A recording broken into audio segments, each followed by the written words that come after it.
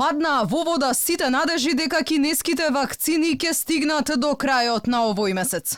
Министерот Филипче со нови изговори и спораката вели најверојатно ќе се пролонгира. Можно да се пролонгира за период од неколку денови. Не очекувам да биде наистина некое големо одложување.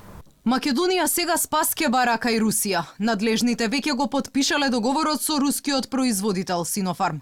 Ковакс системот очигледно потврли, а вакцините на Pfizer останаа заробени во бирократските процедури. Мислам дека сме навистина во делот на кинеската и Pfizeровата вакцина во последните денови кога се финализираат и последните прашања. Дозволе тоа да кажам со резерва заради тоа што многу пати така сметавме до сега излегуваше дека секогаш имаат и некои доволнителни прашања кои што треба да се постават. Интензивно почнавме уште во текот на вчерашниот ден да преговараме и со представниците за руската вакцина. Амбасадорот се понуди со негови лични контакти да проба да тој целокупен процес го забрза.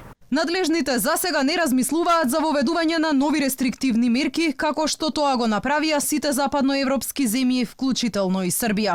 Британскиот сој доминира во земјава, вели министерот, но состојбата со зголемениот број на новозаразени ќе се анализирала во текот на викендот. Чекаме да заврши анализата по региони и да видиме дали ќе има некои мерки кои што ќе се однесуваат на посебни градови и региони или нешто што ќе важи за територијата на целата држава. На денешен ден пред една година во Македонија беше регистриран првиот случај на COVID-19. 50-годишната пациентка која со комбе се врати од Италија, каде се заразила со коронавирусот.